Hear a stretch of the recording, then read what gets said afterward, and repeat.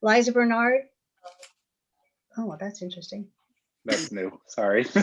Oh, Okay, so I this thought it was Homeland meeting is being Security. recorded. So good evening, everyone.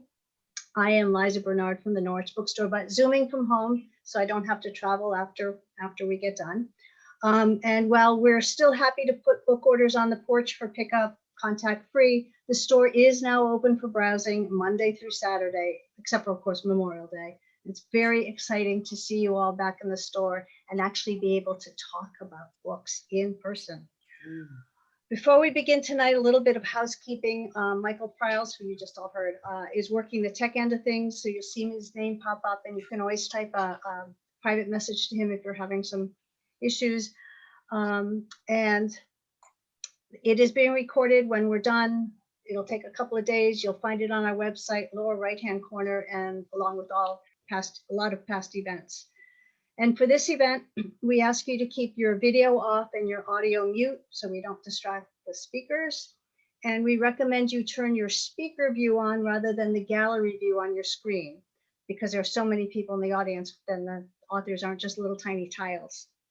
If you turn your chat option on, which is a button at the bottom of your screen, you'll see a link to the books during the talk, and that's where you add your questions and comments during the Q&A session. We're not having people raise hands or turn on their mics. I'll monitor it for questions.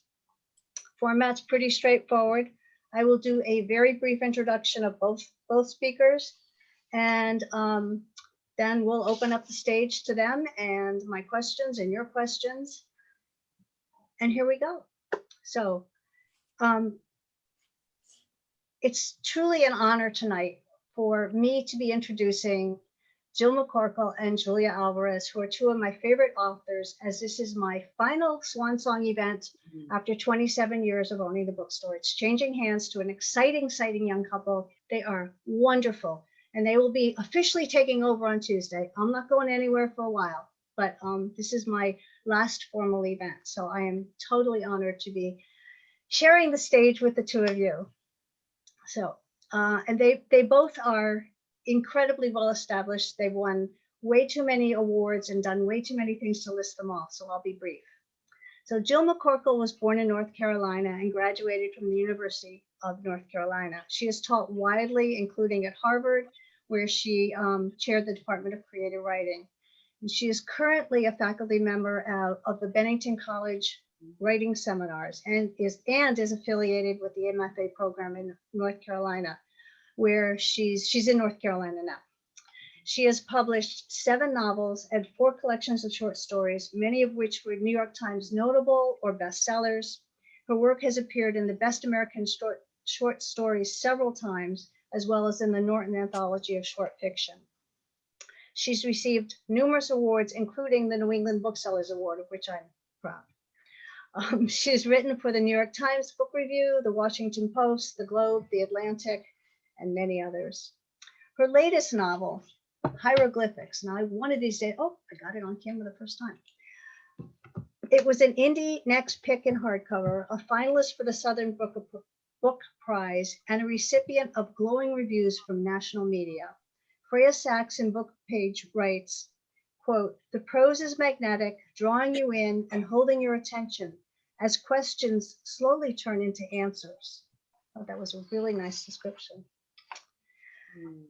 And Julia Alvarez was born in New York City, and her parents returned to their native country, the Dominican Republic, shortly after her birth. 10 years later, the family was forced to flee the United States and return to New York City. And many of her books reflect her early experiences of the two cultures. Julia graduated from Middlebury College and has a master's from Syracuse University. She has taught and mentored writers in schools and communities across America, and until her retirement in 2016, was a writer in residence at Middlebury. She's received numerous awards and grants from the National Endowment for the Arts, the Fitzgerald Award for Achievement in American Literature, two Belpré medals, which are for the young adult literature. And in 2013, she received the National Medal of Arts from President Obama. Julia is the author of 6 novels, 3 books of nonfiction, and 3 collections in poetry, in addition to 11 books for children and young adults. About Afterlife, which is her novel, which is also, both novels have beautiful packages. About Afterlife, Rachel Leon of the Chicago Review of Books writes, it isn't only Alvarez's storytelling that's so compelling, but also her unparalleled voice. So without further ado, Jill, can you start us off? Tell us a little bit about hieroglyphics and read a passage? Sure. Thank you so much, Liza. And what an honor to get to be here with you tonight and with Julia. Thanks. Hieroglyphics has 4 main characters, and 2 of them, a married couple, Lil and Frank. And I'm going to read a little bit of Lil.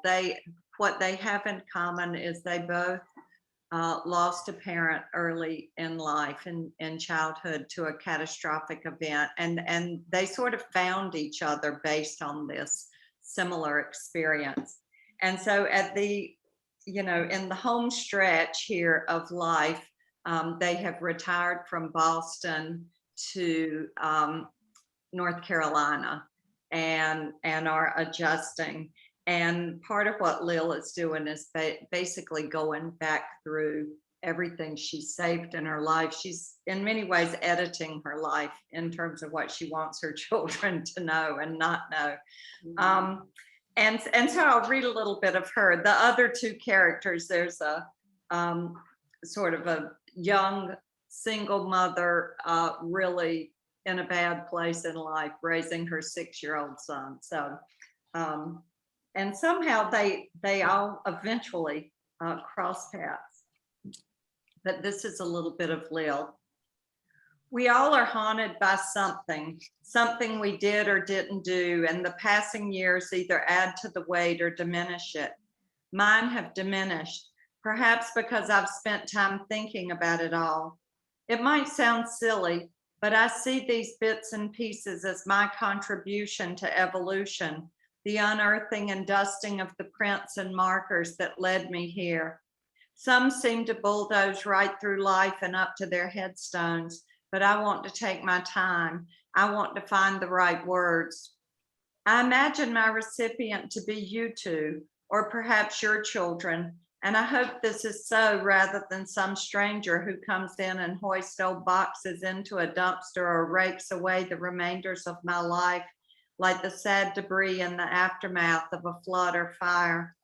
I'll never get over the sight of what we left behind at our home of over 50 years to move down here, a mountain of cast-off things, old towels and linens, papers and books and shoes and pots, side tables and lamps, hoses and hose, packets of seeds I meant to plant, and a rubber squeak toy that had been safely hidden away in the back of my closet by one of the dogs long dead, and so much more. Things not needed, things long forgotten, cans of cream of whatever soup and V8 juice, why, and peas that had sat there forgotten for years, and things that never should have been there in the first place, like tuna helper, or those things in my closet, like that geometric print mini dress I bought in the 60s, hoping to look like Petula Clark or Judy Carn, a perky pixie kind of dress that I never had the nerve to wear, and instead looked at it there at the back of the closet for years, along with a wiglet and a long frosted fall, and some jackets with shoulders resembling a football player or a Victorian monarch. We divided it all into goodwill, consignment, recycle, landfill. But there were also the things I couldn't let go of, letters, reminders, souvenirs, and I'm taking my time, relieved when I find something that might have gotten lost in that mountain of debris, like one of your drawings from first grade or the stub from a movie I'd forgotten I even saw, or a note from my father. When the moving van pulled away that afternoon and we got in the car and turned southward, the space within seemed so empty, vacant. Our suitcases and silver chest in the trunk, an overnight bag and thermos of coffee on the back seat. And I had that terrible feeling that I had forgotten something, because I was thinking of all the times the car was filled with you 2, your belongings, your music and voices, the dogs, while going to school or on vacation or just to the grocery store, where I bought all of those things that I then put on the shelf there in our dimly lit pantry on the red gingham contact paper I spent one snowy afternoon 40 years ago cutting and sticking in place. All those things that I placed there and then forgot about. In short, I'm homesick and I'm time sick. I would be lying not to say that. Thank you. Thank you. love So And- Julia, can you introduce us to your book? Yes, but I have to say that that I love that time sick. Yes, longing, being homesick for a time, not necessarily, although it's associated usually with a location. And also, as I heard you read, Jill, of course, I thought this is a pandemic moment. How many of us didn't suddenly have to be quarantined and go through our house and our closets and oh my God. Oh, this is, and what if I die in this pandemic? I don't want this around. Anyhow, thank you so much.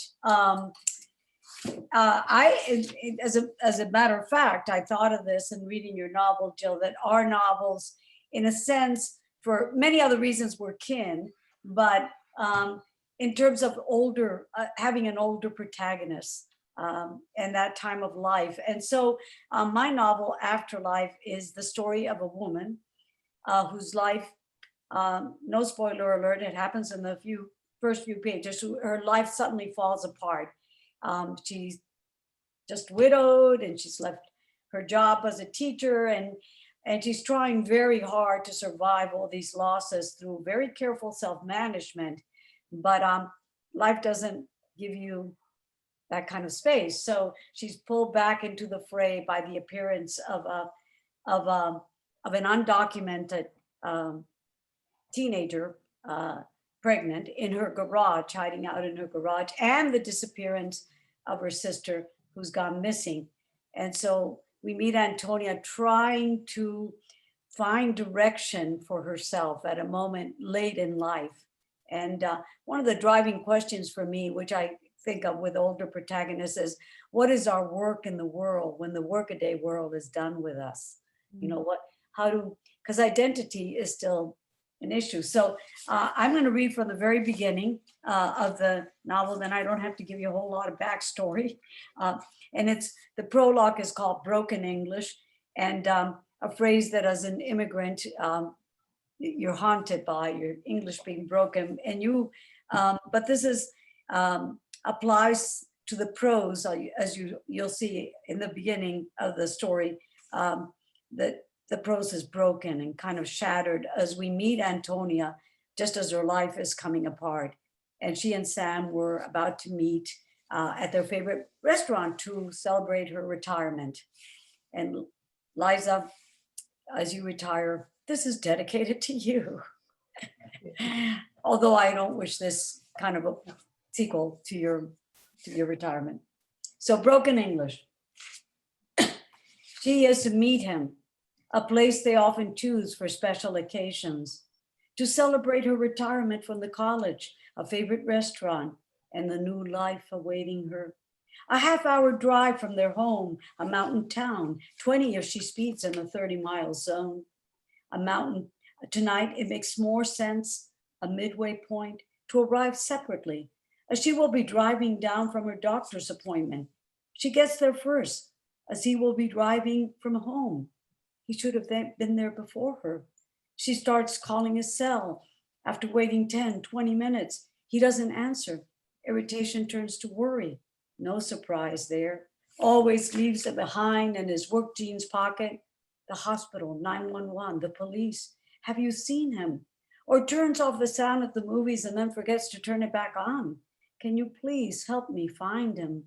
Even now, months later, about 6 feet, thinning hair, a boy's blue eyes, when she knows good and well, dust deepening, how he had been driving up the mountain. He feels a stab of pain, already thinking of what he might order, coming from his left side, but radiating out, wondering about her state of mind, the special of it is special. If she would be excited or terrified, or his default favorite, salmon with a lemon dill sauce, like a sword piercing his left side. Substituting mashed potatoes for the fries, they're very good about substitutions. Though how would he know what it feels like to have a sword piercing his left side? Because of his medical training, understanding what is happening, not wanting to cause more harm. Pronounced dead on arrival, he forgets to charge it and it runs out of juice. Even now, 3 months shy of a year later, pulling his car off the road, rolling gently to a stop. Well, she knows exactly what happened. A ditch that might as well be his grave. Discovered by a passing cyclist, rushed to the ER. Why he was late. A ruptured aortic aneurysm, as he is to be cremated and therefore have no grave per se. Neither he nor she could have foreseen, even now, a boy's blue eyes, and cannot comprehend how someone she loved, she keeps running and rerunning that night in her head, can you please help me find him, can be nothing but dust, unread emails, fragments, unpaid bills, memories, broken glass, dented bumper, a new life awaiting her. Both terrified and excited. How can it be? Can you help me find him? Tall with thinning hair, a new life awaiting her. Can you help me find him? A mystery she cannot by any means solve. Nevertheless, she keeps asking, where are you? As this is the only way she knows. Can you help me find him? How to create an afterlife for him. Oh, so beautiful. Wow. So beautiful. Oh, thank you. And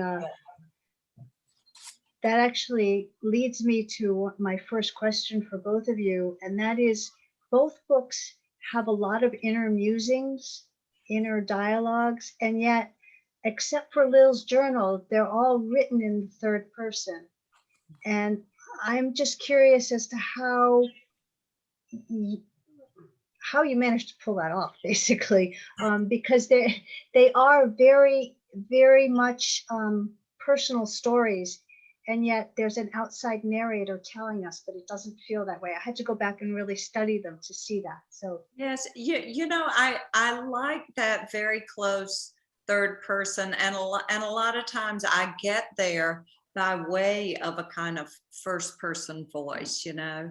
And then Lil, I was so comfortable with the first person, I just decided to stay with that. And the others, like Shelley, some of her earliest sections were written in first, and I just flipped the pronouns. And a lot of times I do that kind of monologue knowing I'm going to flip it so that I'm also, you know, able to look at that person. But yeah, there's so much interiority in both. You know, and listening to Julia read, we're both doing a lot with time and memory, and wanting to go back to a particular time with the hope that you can somehow change it or understand something. Well, you know, I was just thinking that part of it, and as Jill mentioned, you know, it sounds a lot when we're interviewed later and we have this eloquent hindsight that it wasn't a totally messy process. We tried this, we tried this, give it to this person, you know, the hot potato, here, you take the narrative. And slowly we hear the rhythm of the work. And I think with my Antonia, it was such an intense interiority and character, and I only had her, that I wanted some way to pull back the lens that I couldn't do in the first person. Whereas I think with Jill, for me, there are 4 points of view. And that's, I mean, you know, there's so many novels that have tons of omniscient, many points of view coming in, but there were so many points of view that it was very gratifying to have that first person anchor, to sort of get, you know, bring in the lens really, really close in that way. And to give, therefore, you know, to give the voice of the whole novel texture. So I think that that really worked for me, with the multiple points of view. Though, I had a list of all my favorite little moments, and when I went back and looked at them, most of them are Lil's. Um, well, at one time I thought maybe it was just her novel, for and then these other pieces, just trying to make them fit. It was a mess for a long time, All you writers out there, just know, doesn't mean you're not a writer if it's messy. Yes. Yeah. I tend to always start with a great big mess. Yeah. And I think also with Lil, I think I think part of it is why I had so many quotes of hers I like, because she provides the reflective part. Yes. In a sense, she goes down a little deeper in some ways. I mean, the other characters. Well, Frank is pulling back, but Shelley is in the throes of it. And little Harvey has real detail intensity. Yes. So we get to feel the world. And But Antonia, what you do with Antonia in the third is exactly what I was saying, because you get the energy of what the character's really feeling like. I have many dog-eared places, but I love Antonia has had enough. Again, she thinks of Job. I love this part. Except for the skin disease, the dead cattle and kids, she could be Job. And they're just these, the wonderful humor. And then you turn the corner and, we're back in this very sober place. But I love the fluctuation of the humor throughout. Sorry, Liza, we're just. yeah, Liza, do you have any questions? Yeah. No, but this is good, because you're actually answering some of my next question was self-evaluation and reflection. But I'm going to skip that because you talked to that. I'm going to ask about the role of families and siblings and family relationships in both books, because they're both very complicated. Frank, Shelley, and Harvey each have a brother in very unusual and very important relationships. And Antonia, there's, all the sisters. I have to full confession, I'm one of 5 sisters, so I got that stuff. But I love the phrase hectic sistering, and without any, and again, no spoilers. The roles that the sisters played, even as senior citizens, Right. it's like and I guess the voices of the siblings in both books were so clear and so important. I wonder if you could just speak to that. Jill, you want to go first? I don't know. You're the queen of the sisters. I think you should go first on this. By the way, do you have any sisters yourself? I have one older sister. One older sister. Yeah. Well, sisters, I was thinking, sisters are the people that we carry the longest, or siblings. Let's just say siblings through life. And especially as we're older and we lose our parents, they're the ones that are, they carry our stories with them and have lived them. So, and in, in a family, in a culture where familia is so important. And I think this is true of the South as well, that family, the stories, the memories, that it's really a kind of culture the sisters have created. In my novel, The Sisterhood, that's the reverential name for it. But as we know, all families, like writing novels, are messy, and there's all this tension and conflicts, but there's this blood bond. I mean, you wouldn't throw these people that you want to kill. You wouldn't want them to die, but you'd want to kill them sometimes. So I think that I was also interested, as you mentioned, Liza, in looking at sisterhood, siblinghood, in older age. And who are these people that carry our stories and always contradict them and remember it differently and tell us we're wrong and so forth. But they carry it with us, and there's a bond there. And I'm really interested in, well, I'm interested in the culture of elderhood. And that's definitely the people that have come with us from the far past become important to us even more. Yes, and I'm just fascinated by the way that we can all like go back and be with people, and you immediately revert right back to whatever your role is, you know, if you're the clown or the angry one. I love your angry sister. She just, I mean, I was just laughing. Because it's so true, you know, and I think that thing about you know, your siblings are the people who have the same memories, even though you might disagree on the details. And I think it's also true that no two kids have the exact same parents, you know. Maybe that's where the difference is. That's it. Yeah, I always tell my students, I have this thing, it's if it's not one thing, it's your mother, you know, because a lot of times you're looking for what's missing in a story, and a lot of times it has something to do with the mother. You know, I once had a professor that I looked up to, and I thought of him as a grown up, you know, all grown up. And he told a story that every time he visited his elderly parents, there was a little tiny suit outside the door. And he crawled into it. And when he went inside the door, he was that little person again. I thought, really?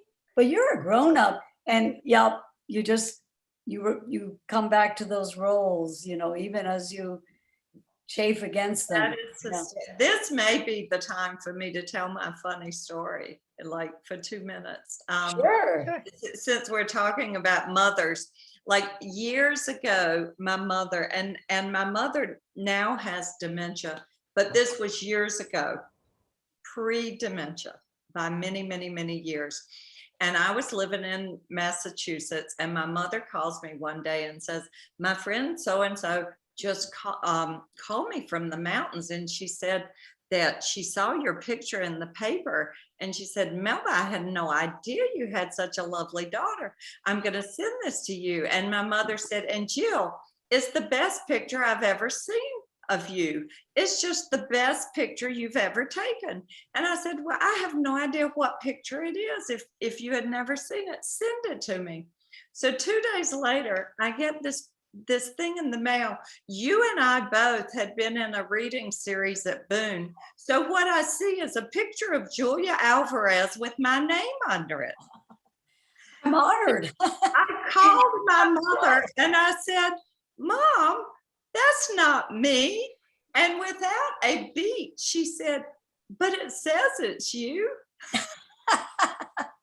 And she said, and it really is the best picture you've ever taken.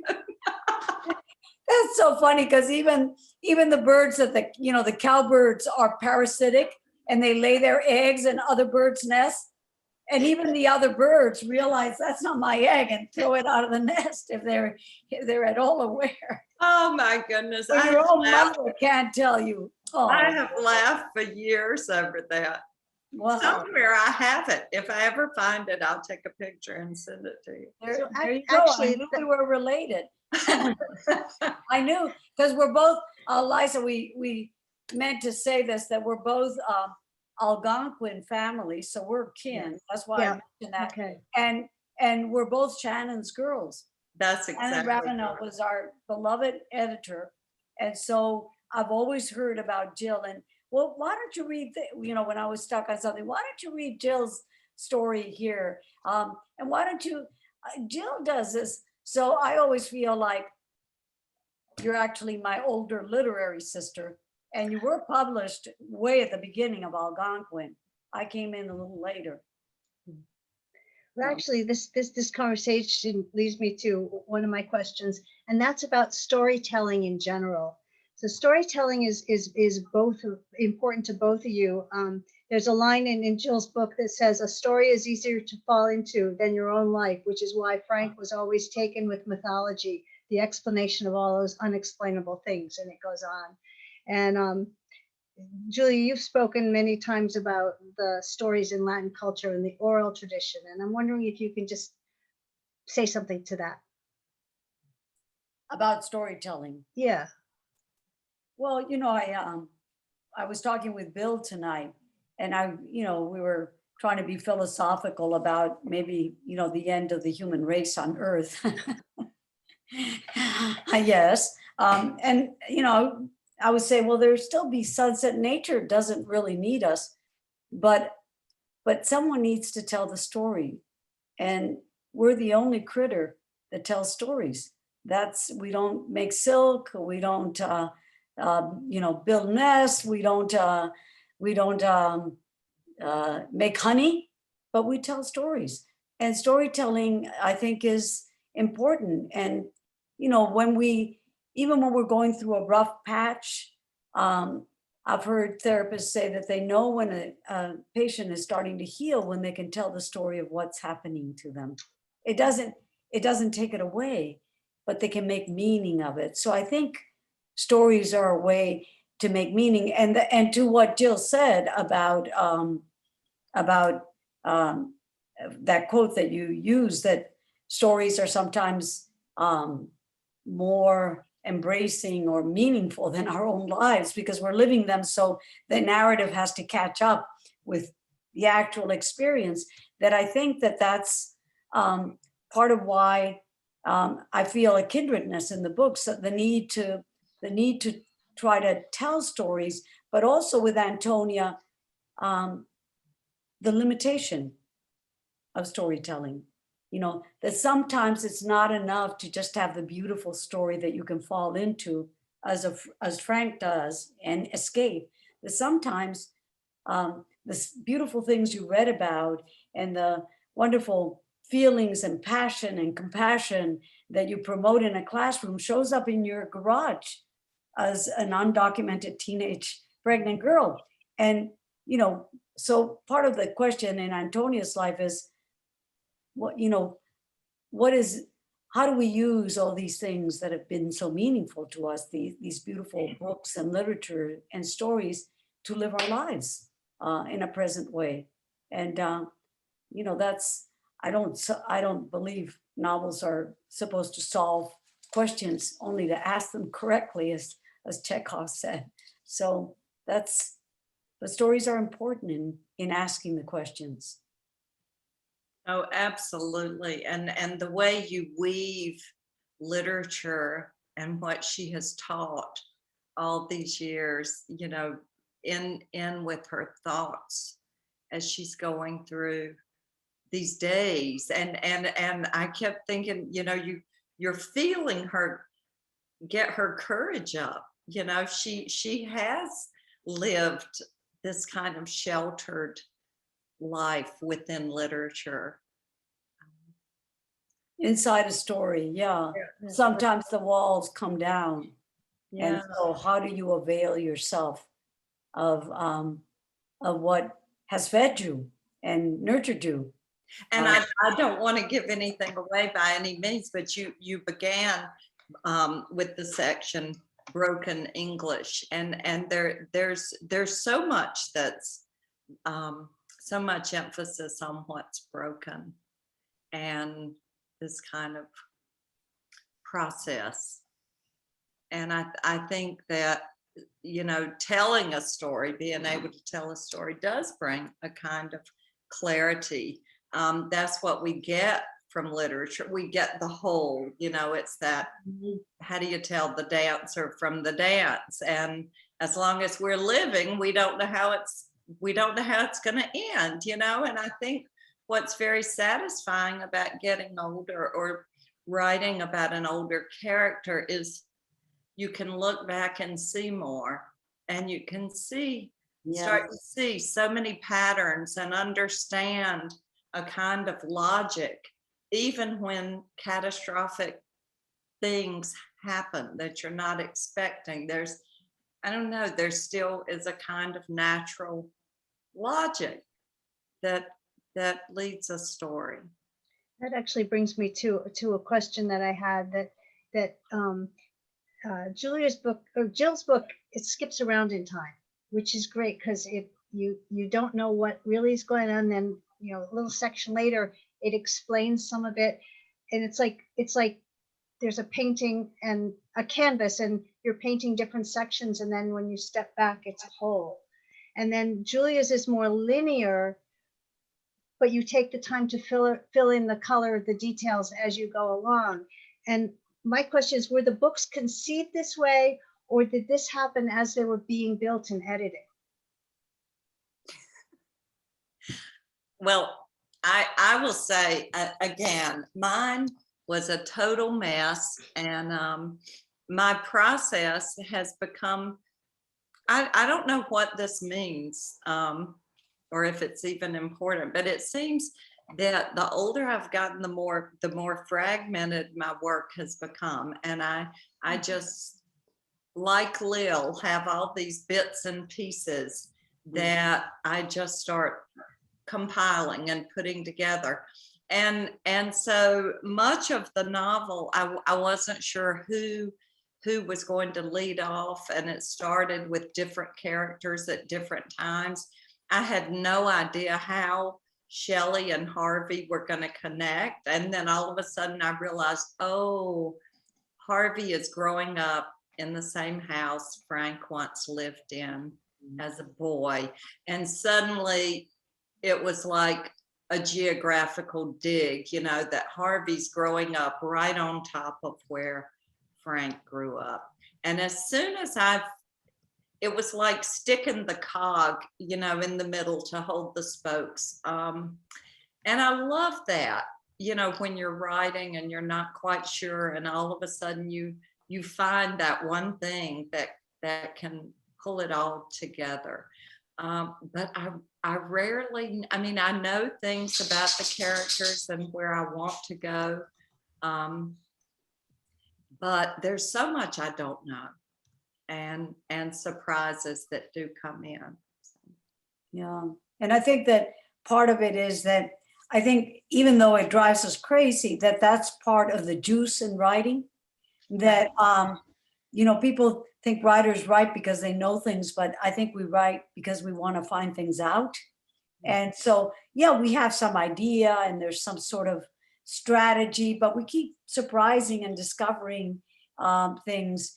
And I can always feel when a writer never let that happen too much. It can even be a very skilled and clever story, but it doesn't, there isn't that duende, Lorca would call, there isn't that stuff in it that's a little, woo, it might get off the page and fly in your face kind of feeling, that it's kind of, yeah, that some of the messiness, which is life, Yes. is in there still. What I often say is, where's the pulse?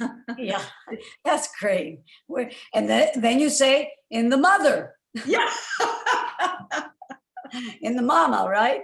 But, you know, with Afterlife, I didn't set out that I thought I would do it, but I've always admired these short lyrical novels. I really like that, follow that haiku sensibility of stripping away. So what remains is really charged.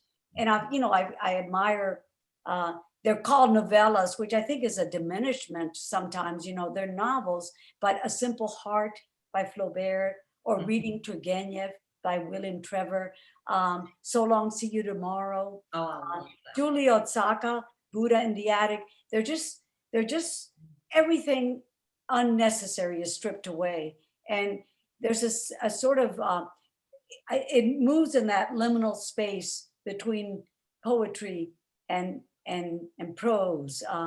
And I love those spaces, you know, that where things are, there's a hybridity that happens. So I did want to, you know, I was aware that I was reading a lot of those novels, and I find that a lot of times I'm reading almost instinctively, because by instinct, because I've heard, or I know, I've read in the past something that I know it has, I have to learn something from that writer that I need right now. And it's what you do now when you're older instead of a workshop, is you're reading. Those are your teachers. And I'll take a book apart, like how many pages in that chapter, and how does it move from here? Like I'm reading as a writer. Yeah. And so I was reading a lot of short novels. Our Souls at Night. You all order from the bookstore some of these books. They're fantastic.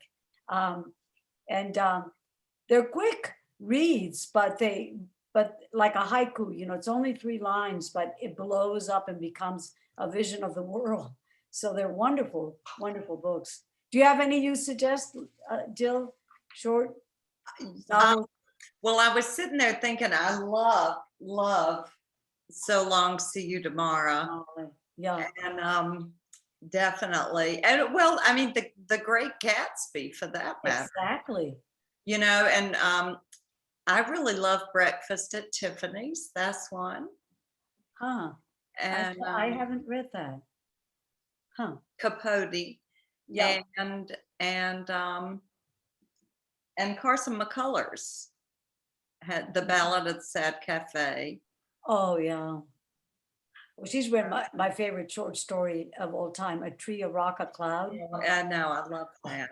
That's an amazing short story. It's a short story. Yes. So other than reading other writers, what kind of research do you do for your novels? Is it just plain life, which is not a just anything, or is there I know, Jill, you had the Fire and the Train Wreck, which were real history. Yes. Sorry, I got a little I just said hello to somebody I haven't seen in years. Who's in there? Anyway, yes, rarely do I do research except to check and say, oh, was that movie the year I think it came out? I mean, I check a lot of dates and time things, but in this case, I was very interested in the Coconut Grove nightclub fire, and also this train wreck, also in the early 40s, that happened in my near my hometown in North Carolina. And both situations, where you go there now and you wouldn't know what once happened. So a lot that gets lost with time, and just thinking about the many people and the cataloged belongings that people in both situations had as their loved ones were trying to connect. And I just, long before I started working on this novel, I just found it so moving, the way, our lives are often linked to these really intimate, it might come down to, a dry cleaner tag, a note in your pocket. These were the ways people were identified, initials in a ring, things we stopped thinking about, and yet they're so significant in the aftermath. So I was, I had to research both of those events. I feel like I always have to research even things that I know, because there's such a, your memory also kind of streamlines things and makes them sometimes a little package. And part of it is, you go back, I have a character walking through a grocery store, and I go to the grocery store. What's next to what? What's next to what? Because there's always going to be a surprise, and that surprise is going to be something that really juices up that scene. So I love to go back and get the texture. But I was thinking of what you just said, Jill. I remember researching the Mirabar sisters and going through everything. But the things that really got to me, one of them was a list of all the things that were given to the surviving sister when they rescued the bodies from the ravine where they had been tossed. They had a sales receipt for a red pocketbook that she had bought. She had the red and it was these little things that held the emotion, Yes. that hold the emotion more than saying, splashing the emotion, to let the detail be the telling detail. Yes. Well, Yeah. I told somebody recently, I've said it several times talking about this book. I mean, I read Thornton Wilder in, probably 6th or 7th grade, and I just never got over it. I never got over the notion of that ordinary day, just the most common day. And I think during this pandemic, haven't we missed more than anything our most normal average days? Yeah. So that's a really good point. So it's time to open up to questions from the audience. If you have questions, you can put them in the chat box and I will share them. And there is a first question already, and it actually was one of my questions also. And you both have interesting titles. Were they a kernel that you built on, or did they come out after the book was complete? Or do you even have an answer? Oh yeah, I was a stubborn mule with my dear editor, Amy Cash. I did not want to let go. I don't always have the titles. I really don't. I have sometimes struggled with them, but Afterlife, I knew it. And I second guessed myself a lot, and I trust my editors. Otherwise you can't work with them. But I just felt like this was right. But with how the Garcia girls lost their accents, as Shannon can tell you, I had a very academic kind of dry title, but she was such a wise woman. She let me hold on to it through several drafts. And then when it was getting ready for that, copy editing, she said, Julia, we're going to have to get rid of that horrible title. I said, Shannon, are you going to tell us what it was? It was Daughters of Invention, which is interesting, but how the Garcia girls lost their accents was so much sassier and stuff. Oh, and we went over and over on the phone, and she said, well, let's brainstorm. And finally, I got so exasperated with her, and she said, well, what is the novel about? I said, it's about how the Garcia girls lost their accents. She said, that's it. And it is such a great title. But I thought my tenure committee would be more impressed by Daughters. Such a great title. And also, I mean, Afterlife is so appropriate on many levels. I mean, she's thinking so much spiritually, but it's her life too. Right. Yeah. So yeah, I was going to say there's two. It's used in different context, right? Which is really interesting. And what about hieroglyphics? Yeah. Well, hieroglyphics. This is one time it was my working title, and I had no idea I would get to keep it. And there was actually one frightening, horrible weekend where it looked like they weren't going to want me to keep it because they said there are thousands of books about hieroglyphics. I'm like, but is there a novel? Yeah.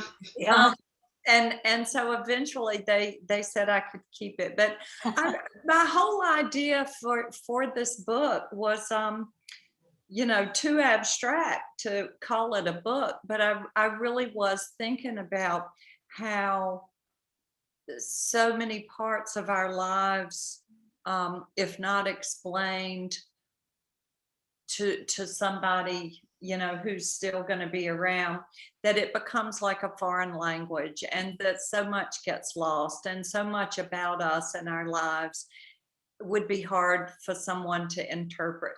I mean, that's not the way you want to pitch a novel, but I was thinking about that. So I was thinking about things we write, receipts, as you were saying, for like that purse, and there's one point where Lil finds a receipt that now she can't part with because it was a day when she bought both baby food and shaving cream for her father. So it's a day when one of those hundreds of days between motherhood and being a daughter.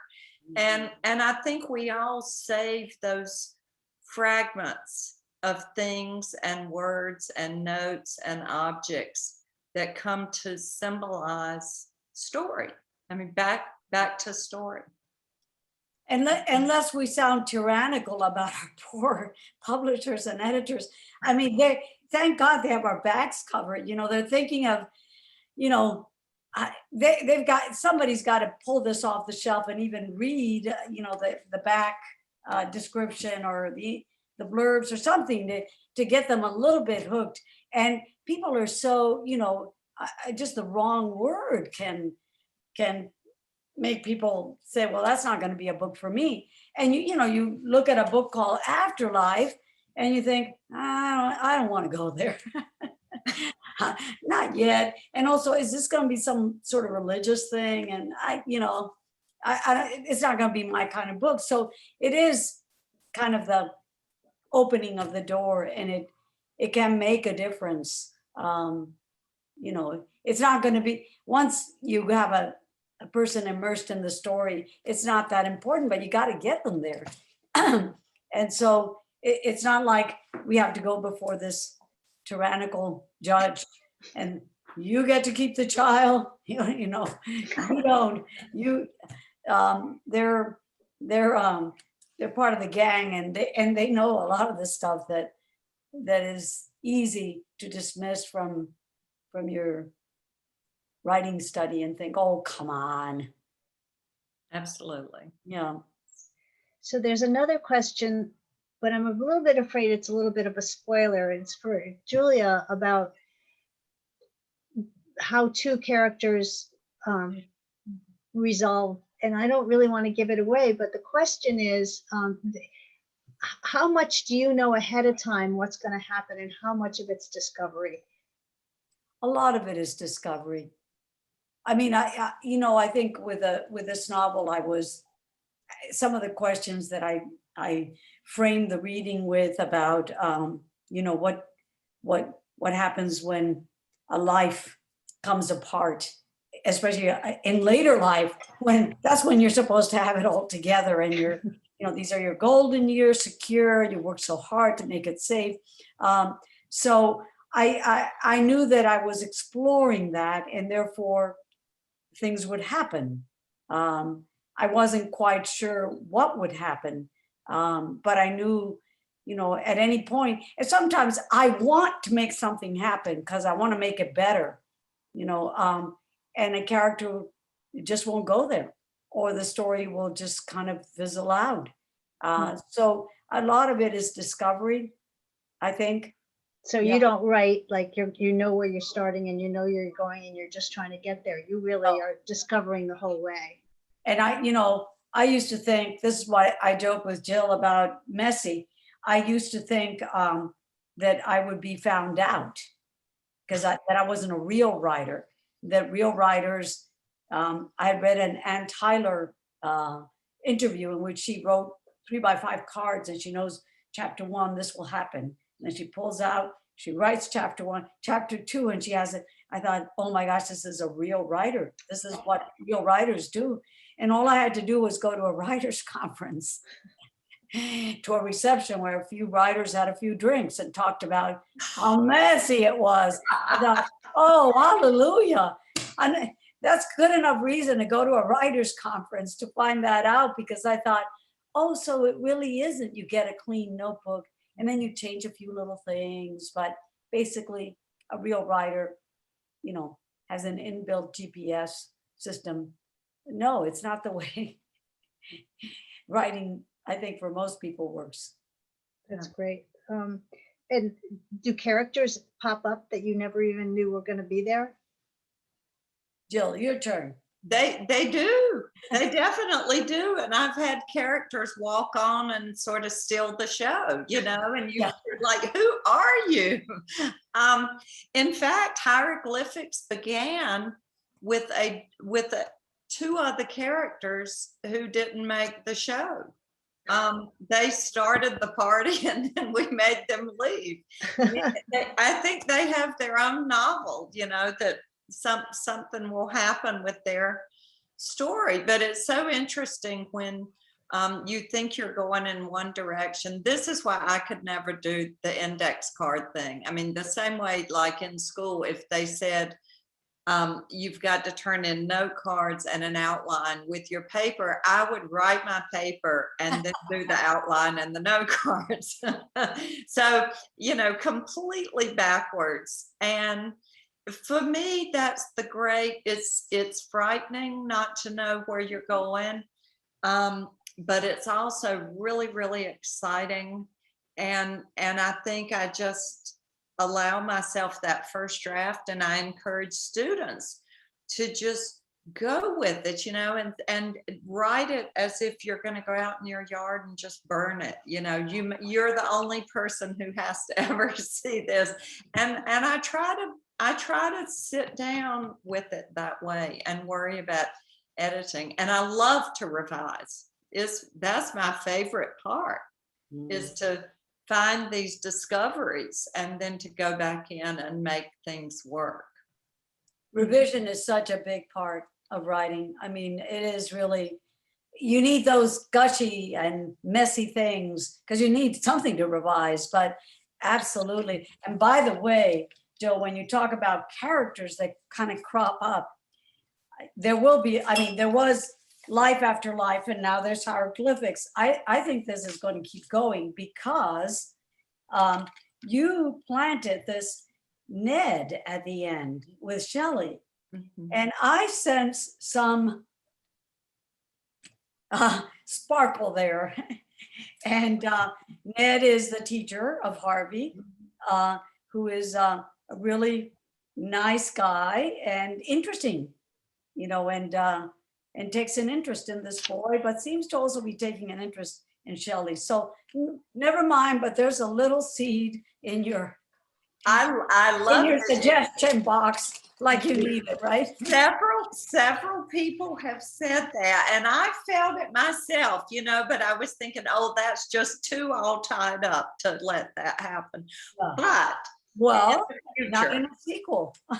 in the future. Oh, so we all have something to look forward to for both of you. I assume you're both working on projects, plural, as most writers are, and we look forward to more. It's probably a pretty good time to wrap. I do want to mention, though, which I didn't do in the beginning, and I meant to, that in the paperback editions of both of these books, there's an additional essay from both authors, as well as some reading group discussion seeds. Not that most reading groups I know can't come up with their own topics, but if it's a new reading group and you need some direction, the paperbacks have them in the back, which is pretty cool. So This has been so much fun. I wish we were all in Vermont. Right. Or two of you are. I wish I was in Vermont. it's beautiful here. But